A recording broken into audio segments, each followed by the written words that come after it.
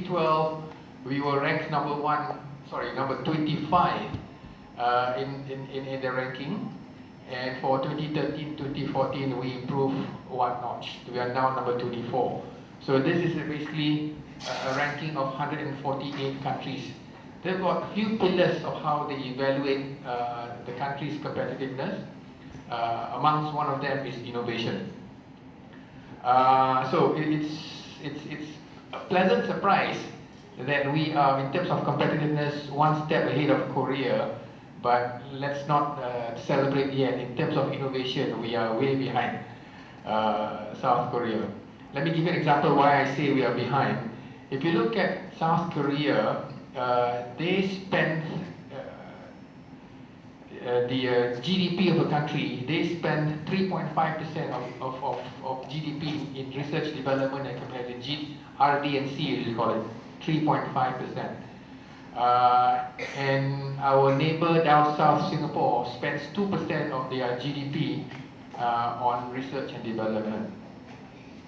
Unfortunately, Malaysia, as of 2011, this is the latest data we have, 2011, the country only spent 1.0% on RD&C, on research and development. So if you spend not so much money on research and development, you can't expect to be high on the innovation ranking.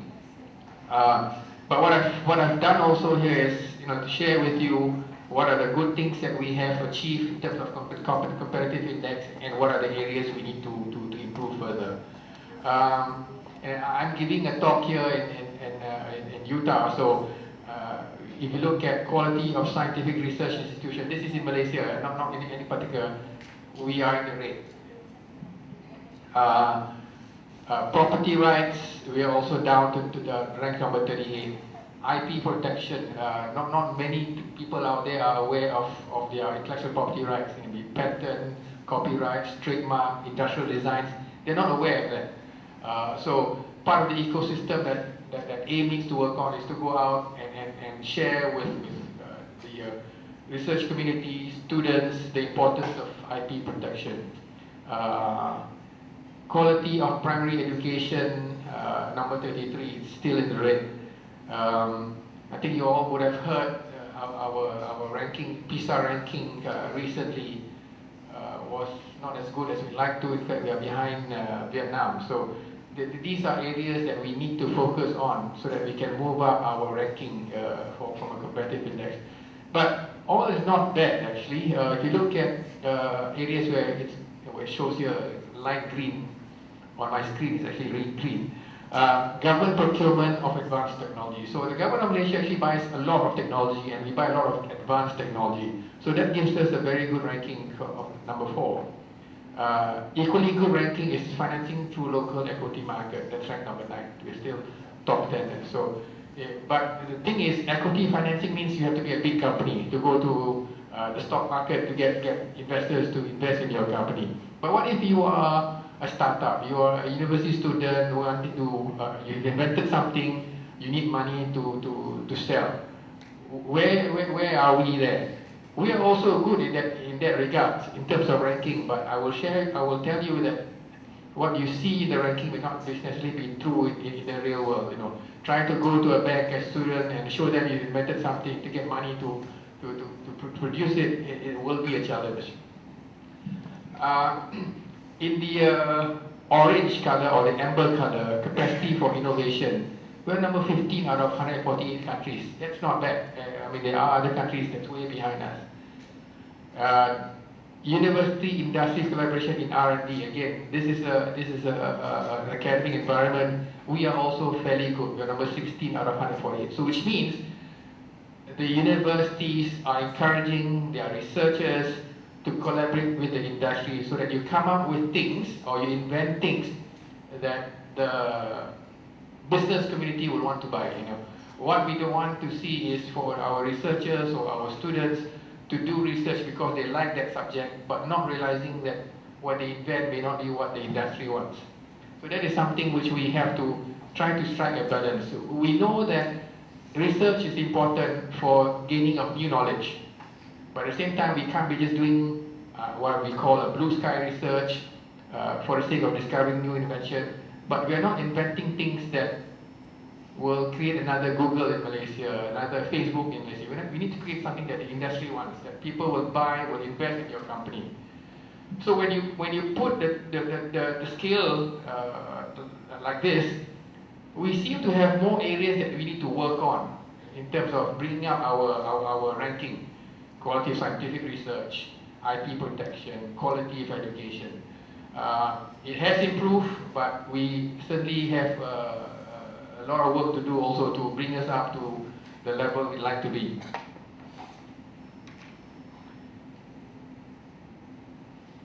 Let me then put the ranking closer to our neighbors. Capacity for innovation. Remember the slides before was the global. Now I'm going to compare this to the ASEAN region. Capacity for innovation, we are number 25 as the previous slide shows. But in Southeast Asia, we are number 2. You'll see many of our rankings, we are also number 2. There'll be no prize, but you know who's number 1, right? Anybody want to take a guess? Our friends in Singapore. So they are number 2. Quality scientific research institute, we're number 32. Globally, we're number 2 in South Asia. Companies spending money on research and development, we're number 16. Singapore is again number 2. Compared to Singapore, we're number 2. So you will see industry collaboration, again, these are all fairly good ratings. Availability of scientists and engineers. This is something which is a very worrying trend in Malaysia. There are more and more students not entering university in the field of science and engineering. There are more arts. So that's a concern, because one of the measurement of comparative and innovation ranking is more students in science and technology. That is something which we need. It's not just happening in Malaysia, even in the US, there are more and more students preferring to join finance, banking, but very little moving into science and technology. So we need to understand why the new generation of students preferring to avoid science and technology, because if we focus on that, we can certainly move up the ranking there. Sadly, in Southeast Asia, we are number 3. Again, Singapore's number 1. Singapore's number 1. I don't have the data which country is number 2. Utility of patents per million population. What this means is that when you create something new, do you file patent for that, or do you just create and then sell? Do not protect your invention. So again, that's what it's saying, that the utility of patents per million population. So we can be happy about ranking that we are number 2 in Southeast Asia, but really we should compare ourselves to the global as a benchmark, not compare to ASEAN only. So that's also a challenge. A lot of people say, never mind, good enough, you're number 2 in ASEAN, we're better than Thailand, we're better than Vietnam. But really, do we want to compare ourselves to that economy? We should be benchmarking ourselves to South Korea, to Switzerland. These are the countries. If you look at the previous slides, very high in their ranking. Norway, Belgium. So we certainly need to be benchmarking with those rather than only benchmarking ourselves with our neighbors. So what then is AIM trying to do to address all those challenges and areas that we need to improve on, so that we as a country by 2020 become a high income nation? And by definition, what is high income is per capita of 10,000 US. Currently, sorry, per capita 15,000 US. That's the definition of high income nation by the year 2020. We are now slightly over 10,000 per capita. So we've got about 6 years to go, and I think we can achieve the classification of high income nation. So this is basically, in a nutshell, what AIM is trying to do to address the ecosystem and innovation in Malaysia, and at the end of the day, create new wealth for all of us here. To the right, the blue color circle, half circle, are the things that when we do, it will create indirect impact to the country. Quality of life will improve better. So we have things like, how do you cultivate a thinking culture in our students, in our younger generation? So that is equipping our Malaysia's next generation, which is all of you here today, with the ability to think critically and creatively. I mean, when I was in school, we didn't get a chance to think creatively. We were told to, listen, memorize, pass your exam, and that's how it was measured, whether you're a good student or not a good student. We need to move away from that. We need to move away from rote learning.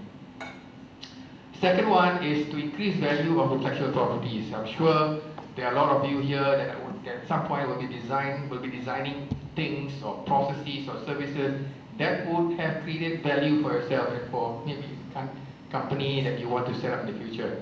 How do we increase that value so that it will create new wealth, new business for the country? The next one is to facilitate industry-academic collaboration.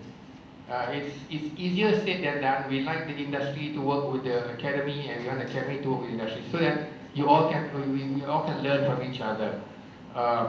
What we see today is that when multinationals invest in our country, when they want to do R&D, the first thing they do is they go to their head office. I want to improve this, I want to enhance this. They go back to their R&D center at their head office, Korea, US, wherever.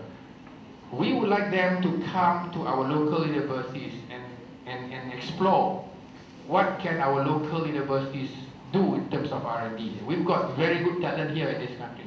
So what can AIM do to catalyze greater collaboration between the industries and the academic community in Malaysia, so that knowledge is developed in this country? On the orange side, the left side of the circle, that's where whatever we do is going to create direct impact to the country. Growth, GDP, GNI, job opportunities. So what's happening here is that we will define national strategies that we should be focusing on. Malaysia for many years was a plantation, agriculture. And then we move away from agriculture to manufacturing. But manufacturing is also coming to a certain plateau. We don't want to manufacture very simple things. We want to move up the value chain. We want to design and make high-tech products rather than just very simple manual assembly type things. Number two, on the orange circle, the innovate organizations. We also want our companies not to just be happy to make money, use manual labor to increase their sales. I want to increase my sales, I hire more foreign labor. That's not what we want. We want them to become innovative. We want them to invest in technology. We want them to invest in automation. Because when they do all these things, there is a big likelihood that they will source this knowledge from our universities. So that's something we want to do. And the last one is catalyze commercialization. So whatever we do, whatever the students in UTAR develop, design, invent, we want it to be commercialized. We want things that the market will buy. We want things that our neighbors will realize that the students in Malaysia have got the right skill set, have got the right mindset of inventing what industry wants, and not just do things because they like to do it and no commercial value. So that's basically, in a nutshell, the big picture, what AIM is trying to do. And I will tell you that to do all this, we only have 6 years to go. AIM was created in December 2010, but in our ACTA, we will cease to exist. Our charter ends in 2020. So by 2020, we must do all this, and we must become a high-income nation with GDP, with per capita income of 15,000. So how are we going to do this? What's the problem? What are the obstacles that we have to face? We are now focusing or spending our time to manage and implement altogether 21 initiatives to achieve what we want to do. So if you So if you recall just now, I showed the circle with what are the purposes for this circle. Now here from numbers 1 to 16, these are the actual projects that we are doing to help achieve our aspiration to become a developed nation by the year 2020. I will go through this one by one because I know I've got 2 hours. But I will keep it rather high level and we'll open for questions later. Thinking to create thinking culture. The first program we created, this was back in 2011, is the program I Think. This is something which we put together because when we did our survey, we asked the companies when they go out and hire students after graduation, they keep telling us again and again, the students in Malaysia have got very good results, 9 A's, straight results. And unfortunately, and again, this is not what I'm saying, this is what the employers are saying out there, they cannot solve problems. They cannot present. They do not work in groups, they like to work with themselves. And when we hear this about the graduates of our country being given that kind of remark, then we go back to the Ministry of Higher Education. Those days it's called MOHE, now it's combined under MOE. We ask them, why is it that our students get this kind of feedback from potential employers? Why they say we can't present, we can't solve problems, we don't think critically? And then the Ministry of Higher Education will say, you know what? The students that come to universities have spent 6 years from standard 1 to standard 6, and then form 1 to form 5, and they are only in university for 4 years. How can we possibly change the culture of our students that have spent 11 years of their life being told to memorize, study, get 9 A's, but they are never given a situation where they think creatively, work as a group, presentation skills? So they say, I can't do much. In 4 years, I cannot change what has been done in the last 11 years. So then we go back to the primary school MOE, Ministry of Education. Say, look, we now have to start from the very beginning. Because innovation doesn't start with all of you here in university. Innovation starts from our kindergarten days, primary 1 days. That's where we are open to new things, we are open to ideas. So the program, I think, is basically something which we looked around the globe and we identified a program that's called the Thinking Maps. This is a way of getting our students to put their thoughts on paper, to see what they're thinking. And we're not trying to change the syllabus of our Malaysian education. Believe me, the syllabus we have in our country is good. Perhaps the methodology of teaching needs to be relooked. So we work with Ministry of Education to introduce the I Think program. What it means, I have a bit more detail on I Think here. What it means is we started with 10 schools all over Malaysia, vernacular schools, primary schools, secondary schools, Sabah, Sarawak. And we took 10 schools and introduced this 8 thinking maps, to see how it will benefit our students. And when we did that program, we saw that the students were very motivated. The case of truancy, Pontek Sekolah was reduced because it was a chance for them to try something new. So from 10 schools, we rolled it out to 1,000 schools late last year. And by end of this year, we will roll this I Think program to all 10,000 schools. And this program has been embedded into the education blueprint until the year 2025. So now, Ministry of Education also embraces the concept of higher order thinking skills. How you ask questions, challenge, I'm not asking you to be rude, but I'm asking you to challenge, and so that you will learn in that process. The other one, again on education, is the IB. I'm sure you all know there are IB diplomas offered in a few of the local colleges here in Malaysia. Again, our intention is not to introduce IB all of the education, all the schools in Malaysia, because it's very expensive. It's an organization in Switzerland. So again, what we're doing here is piloting with 10 schools to see what are the best teaching methodology that we can copy, if you will, or adopt from the IB schools and roll this out to all our 10,000 schools. So we've identified 10 schools. The IB organization of Switzerland have gone through all these 10 schools.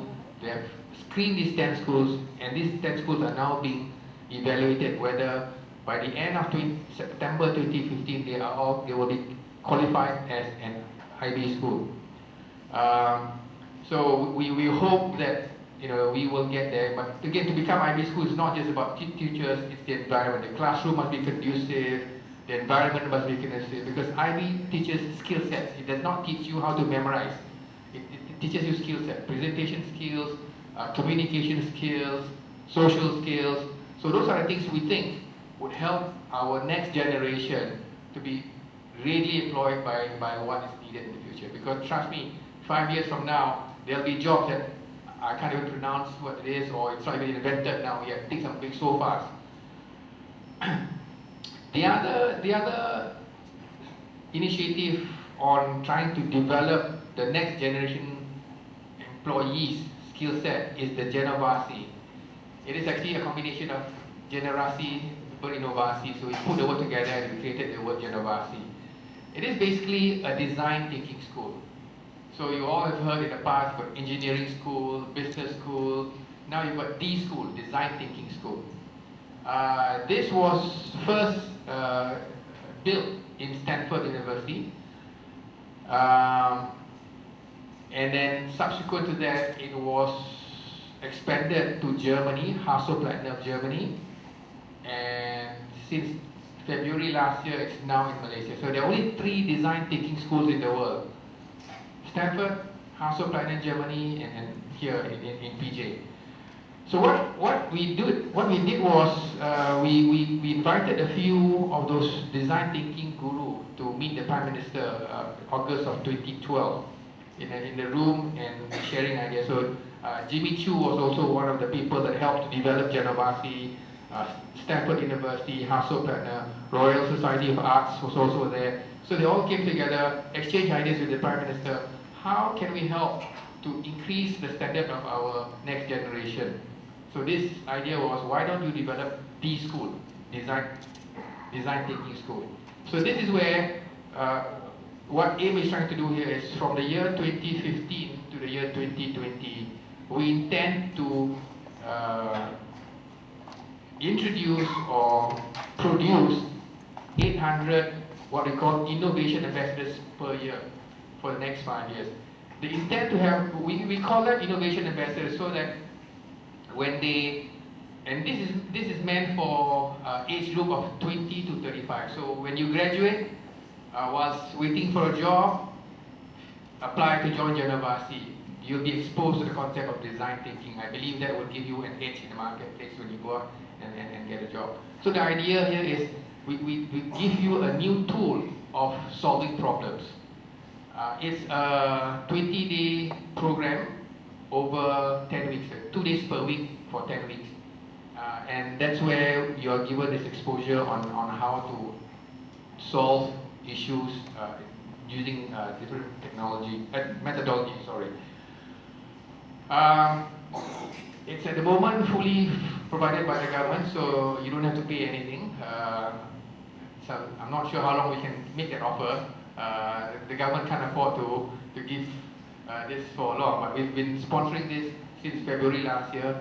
Last year we've got about 300 graduates.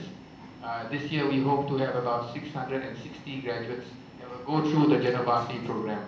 I think what we hope, again, we need to give this free for now because it's new, you're not aware. I'm sure not many of you are aware of Generasi, so we need to go out, get the message out, and once people have gone through this, they share this experience in Facebook and other social media, there'll be demand for it and people will start wanting to pay for it.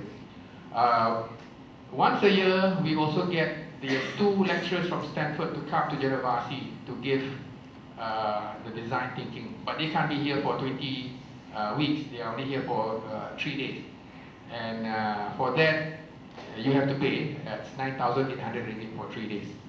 So, but the last one we had was in April. We had 66 companies sending their CEOs, CFOs to attend design thinking. So this is a new way of solving issues, increasing sales, reducing costs, whatever you want to solve using a new methodology.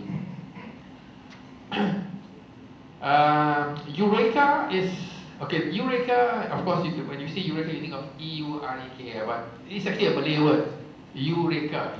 Eureka is cipta, U as in you, so you invent, that's what we're trying to say here. What our drive here is, you know, any country and every country in the world has got problems and issues. What we're trying to tell our youth is that stop complaining, stop whining. Why don't you reka the solutions to the problems in our country? So this is actually an open platform, a challenge platform, online. You can come in and submit your challenge. So what we did for the first launch of Eureka was we threw in a challenge launched by the Prime Minister, how to make your neighborhood better. So something very close to us, nothing scientific, nothing technology. What can we do innovatively to solve and make our neighborhood better, safer?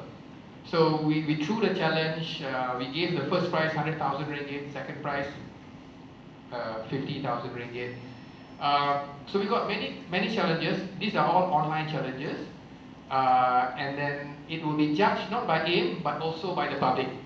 We got many submissions. Of course, AIM shortlisted a few of them. The ones that we've shortlisted, we open it for the public to vote. So there was one girl that came up with an idea of how to make the back lanes of our houses. You know, when we live in link houses, sometimes there's a road in between our house. Normally, there's nothing there. There's no activity there. So she came up with an idea how to make the neighborhood more vibrant by creating the back lane into something that the neighborhood can use. And whatnot. So she got 100,000 ringgit for that. You know?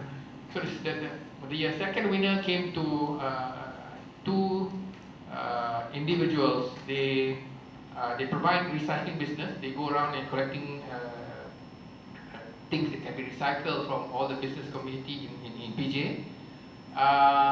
But they get handicapped people to do the work, and they pay these handicapped people full salaries, full wage, not, you know, because you're handicapped, I give you half a salary. You know, they gave them full wage. So it was something very good, and then the community voted them second. So they got something good there. So I encourage you to also go to Eureka website. From time to time we'll throw challenges. The most recent one was General Electric. They said, okay, I'm in Malaysia for many years. I want to see what ideas can the Malaysian students, this is only meant for students. They did not open this for non-students. They want to see which universities can come with a good idea. So there were participations from UTAR also. The intent was smart living. I mean, you know, solar energy, save water, and all. And as far as GE is concerned, to them it helps 2 objectives. It helps them to engage with the Malaysian student community, but also they are a business enterprise, so they want to get ideas that they can develop and sell. So it's a win-win. And then the other one after GE was Volvo. Volvo came to AIM and said, you know, in Malaysia there are so many road accidents, and most of the road accidents happens between motorcycle and lorries. So they opened this challenge. What can Malaysians, students or non-students, come up with ideas that can help reduce collisions between motorcycles and lorries? So again, go and see this Eureka website. There will be challenges from time to time. Some challenges have got big prizes, some challenges not so much money. But you know, this is where we want to spur innovation.